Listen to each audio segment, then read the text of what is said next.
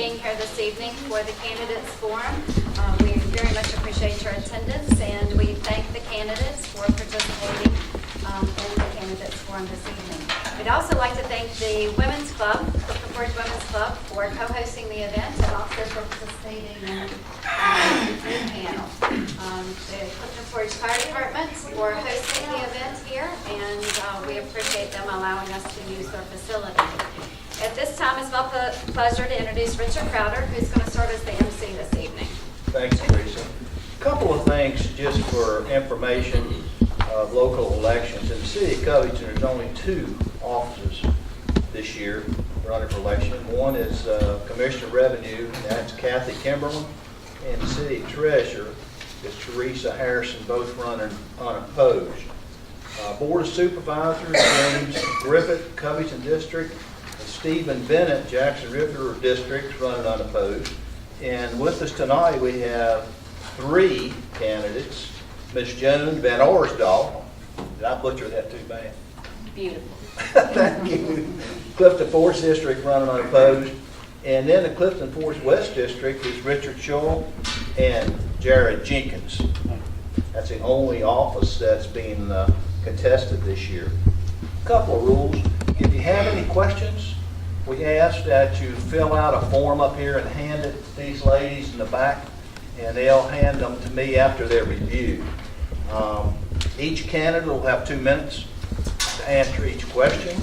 Teresa's going to be the timekeeper in the back, and she'll raise her hand about 10 seconds before your time is to be cut off. And I will have to cut you off after 2 minutes, even if you're not complete with your statements. The other thing, at the conclusion, each one of you will have 3 minutes to sort of let everybody know how you feel about the office you're running for, why you're running, that sort of thing. Are there any questions before we start? I'll rotate the questions as we go through. We'll start with Richard on this end. Richard's got the mic, and he'll pass the mic down as we go through. First question, Richard. In order to give some relief to the taxpayers near the holiday season, what is your position on working with the other board members to divide personal property tax payments into 2 payments? I agree with that. I've already paid mine because I do not like to have to pay at Christmas. Well, I paid my property taxes last month so that we could know what we wouldn't have for Christmas. But it has to go through the Commissioner of Revenue, and the Commissioner of Revenue will then she will bring it to the board. If comes to the board, and then we could approve it, I would think, if they wanted to. It's got to go through the chain to get to us, whether it be approved or not. I agree. It should be broke down. Well, I'm going to try without the microphone. As an old public school teacher, I think everybody can hear me. So I agree with Richard that if this, going through the chain of decision making, if it's something that's fiscally possible for the property taxes or the taxes to be divided into 2 parts, I see no reason why that couldn't happen. But again, I honor the system as it stands now. Would certainly, as a member of the board, be part of the voting and decision making on that decision. So that's where I stand. I'll try as well. Being a lawyer, hopefully I can project and everyone can hear me. If not, let me know. So I don't think this is really a controversial issue. I think it's something that could and should be done. Certainly we could split so we have June and December property taxes just like we do the real property taxes. So if, that's certainly, this is the first I've heard of it being an issue, but if someone were to come to me and make the request, I certainly think it's something worthwhile to advocate for and work with the Commissioner of Revenue and the other board members to make it happen. Okay, thank you. Joan, I'll give you this first question. What is your position on the Clifton Forge Public Library? And do you believe that the Clifton Forge Library should be funded by the county at the same level as the Alleghany Regional Library? Well, as a member of the Clifton Forge Public Library Board, I think it goes without saying that I am a strong advocate for our library. I spend a lot of time in the library. I see a lot of people who have no access to, particularly to computers, who are using it, relying upon it for job searches, for information searches. So I'm very, very much in favor of our library continuing and becoming stronger. As far as the County Board of Supervisors' support for the library, frankly, I think it needs to increase according to the number of users from the eastern part of the county who do check out books and use the library facilities. Right now, that's not the case. And I would very strongly advocate for a very close look at how the public use of the library divides by the town of Clifton Forge versus Alleghany County, and make the funding allocation proportionate. Chair. Similarly, also a very strong supporter of Clifton Forge Library, and certainly think the county should increase the funding and sort of the support of the library. It's certainly not limited to Clifton Forge residents. Certainly the eastern end of the county and elsewhere, folks are using the library, and it's a great resource generally for the county and to bring people into Clifton. I think it would be tough to measure sort of the impacts you could have of bringing more folks into the library, of coming downtown, spending money at the restaurants, sort of building the community from that standpoint. So I'm not sure how the comparison between the number of users at the Covington Library versus, or the library in Covington, I should say, versus the one in Clifton compares, but certainly should be allocated in a proportional basis that, for every user of the Clifton Forge Library, every dollar that's allocated for the Covington Library should be the same for the users in Clifton. And as far as planning goes, I think it's important for the folks at the library to know that they do have the support and that it is going to be basically a line item in the budget each year at a certain funding level. I don't think sort of the last minute contingency funding at the end of the fiscal year is really the best way to go about it, because the library staff and the board doesn't know if that funding is going to be there or not. So I would certainly support increased funding as well as dedicated funding, so the board of the library knows that that money is going to be there and they can use it. Richard. I think my record from the past 4 years stands for itself. In my 4 years, I've got the Clifton Forge Library 2 raises. And I agree, I've seen their figures, and I know it's a lot of people in the county that's using the library. And I will still do what I can do to fund the library like I've been doing in the past 4 years I've been on the board. Okay. Thank you, Jared. So we'll start this question off. Do you plan on attending Clifton Forge Town Council meetings and protecting and representing the interests of Clifton Forge, since the majority of constituents live in the town? Well, the first part of the question, yes, I do plan on attending as many of the town council meetings that I can. I have been attending them recently just to get a feel for what's going on in the town, how that's sort of reflected in the council meetings. So I do think it's important for the supervisors who are representing Clifton to know what's going on with the town so they can work more closely together. On the other side of that, you also have to recognize that while Clifton Forge makes up a majority of the folks in Clifton Forge West District, they're not the only residents. So there are certainly county residents, folks in Selma, and sort of outside the borders of Clifton. So I think the primary responsibility of the Board of Supervisor representing the area is to advocate for basically what's best for the county residents. And there's just this overlap we have with the town where the county residents and the town residents both need a strong advocate. And that's why I think you need someone on the board who's willing to be partners with the town as opposed to only focused on what's best for the county. Richard? I agree with Jared in certain ways.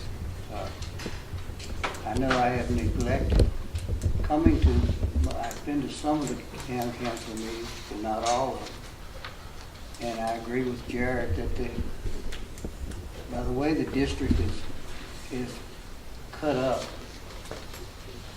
and you have to try to accommodate the town people with the county people. And it's hard to do that, a certain way.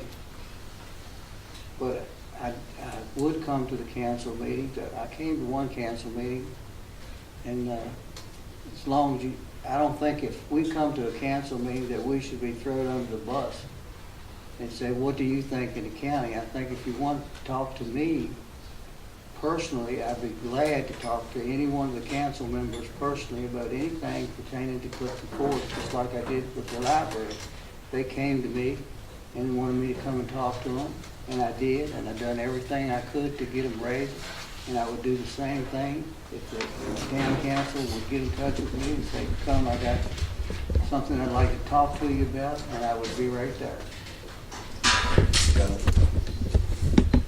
I think it's absolutely crucial that the representatives from Clifton Forge on the County Board of Supervisors attend as many town council meetings as we can. It's the only way we're going to be able to effectively and fact-based represent the town on the Board of Supervisors. We have 2 of 7 supervisors from the town of Clifton Forge, and the more we know about what Clifton Forge is facing, what their needs are, the more effectively we can advocate on the Board of Supervisors. So I have recently readjusted my schedule so that I am free on Tuesday nights to attend town council meetings, and have been doing so. Will continue to do so faithfully because I really strongly believe that this is crucial.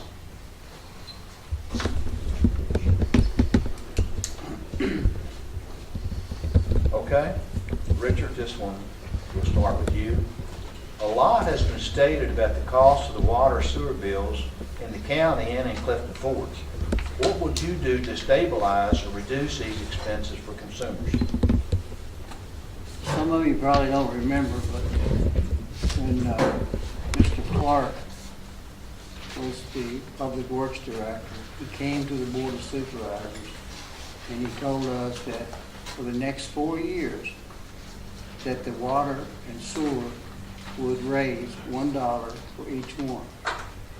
And the reason that it's raising is because the material that you have to use is going so high that you got to offset it to be able to have funds to buy the water pipe, parts for your tractors or whatever. And that's the reason that the water and sewer is going up for 4 years, for the next 4 years. It should end up next year. And then I don't know if it'll raise again. That would be up to Jared or I to decide. Joe? Well, when I met with John Lanford, our county administrator, we talked at great length about the issue of water bills. And he explained it like this. I don't mean to put words in John's mouth, but this is my understanding from my conversation with John and also with Darlene Burcham, that it's an issue of economy of scale, that we have fewer people connected, and therefore there is a higher water cost. We are also the beneficiaries, the dubious beneficiaries of a number of years of marginal neglect of our water system here in Clifton Forge, and we are now paying the price for that. So I think that what we're facing now is a catch-up phase where the water system and the sewer system are both being dealt with. We don't have a lot of people in town to support our water system. I think the county has a wider base of water users than the town does. And therefore, their bills are a little bit lower, but their sewer bills are equally high. So, you know, I think when we look at the whole water system in our area, we're both county and town are paying dearly for water that maybe needed a little bit of attention 20 years ago. Jared? Well, this is the number one issue by far with the folks I talk to going door to door campaigning, is everyone thinks that the water bills are too high. And they probably are for the town residents. And certainly something needs to be done. A lot of discussion that I've had is with folks who say, well, when Clifton reverted from the city to a town, they signed this agreement that they were paying off the debt for the treatment plant. And that is true, but at the same time, that at this point has now been 14 years ago. So I certainly think that agreement, that arrangement between the county and the town needs to be revisited to make the allocation of costs more fair to both the town for its ownership of the assets as well as to residents of the county who are using the asset. But I think in a larger sense, the issue goes to regional cooperation between the town and the county. And the county, in the past 4 years, when Richard was on the board, actually sued Clifton Forge and Iron Gate to enforce these agreements, and was, for a while, unwilling to work with either the town of Clifton Forge or Iron Gate to figure out a way to solve the problem. I got into the issue a little bit as the town attorney from Iron Gate, and quickly saw that it was an issue that could and should be resolved amicably. And meeting with the county from Iron Gate's perspective, the county had these complicated formulas and really tied into these sort of specific arrangements that had always been the way the agreement had operated. And myself and the town just said, well, why don't we scrap all that and just pay for what we're using? And that was apparently a new concept. So I think that really goes to... Jared, I'm sorry, I'll have to cut you off. Your time's up. Thanks, question. I have a question. I'm not sure how you want to handle that. Do you want to allow the question or rebuttal? That's up to the MC, but if you, or we can add it to, as a question submitted. Well, it might be better that you do that at the end when you do your 3 minutes, if you would cover that. I'd rather do that rather than get off. We could end up with a lot of different rebuttals if we don't. Especially since we have questions that several residents have asked, have already submitted. Okay, Joan, this is yours. Two-part. What is your experience with strategic planning? And have you ever served on a committee, board, task force, or other group that have as its purpose the improvement of life in your community? I have a long history of serving on town and city boards, both as a volunteer and also as a policymaker. My sense here is that what we need to do is to work cooperatively so that we are all working together to build on one another's strengths and supplement what other people may not be as strong as. 5 years ago, I was invited to testify before the General Assembly in Richmond and successfully passed a bill that substantially improved the detection of breast cancer for the women of Virginia. This is something that I feel very strongly about. It's something that I was involved very clearly with on a statewide basis. As a volunteer in this town, I've been part of starting and running the Clifton Forge Cooperative Nursery School for about 20 years, as well as being on the board of the Clifton Forge Public Library, serving as volunteer at the Masonic, a theater, and at the Alleghany Highlands Arts and Crafts Center. So I have a long history of serving on boards, helping to make policy and doing strategic planning. Jared? The question goes to specific planning. Honestly, no, I haven't been a part of any sort of planning commissions or zoning boards or anything like that. And I was trying to think, I think the only sort of organized body I've been a part of is recently, this past year, I joined the Clifton Forge Advisory Committee, which is sort of an informal group of citizens that meets and sort of discusses issues in the town to bring up with town council. But sort of informally, I've been part of a number of organizations, sort of each stop along the way. Since even high school, I was part of various sort of volunteer organizations, civic groups. And really, I'm not sure if this is what the question is getting at, but sort of the overall thrust of my sort of career arc has been to increase public service, and I think that running for the Board of Supervisors now is really sort of the next step in that process. And one of the main reasons I went to law school was to sort of have that credential to be an advocate. And I've been fortunate enough since I've moved back to the area, or moved to the area. I've been a lawyer I'm currently assistant Commonwealth attorney, currently attorney for Department of Social Services, town attorney for Iron Gate, and I really think that all of those positions have given me the opportunity to sort of set in on a lot of different community groups, community organizations, and really be an advocate for a couple different avenues of progress for the area. Richard? Planning commissions, no. I'm a member of the Roanoke Regional Alleghany Commission, which meets every month, every fourth Thursday of every month, which we meet tomorrow. And I drive all the way to Roanoke to be on that board.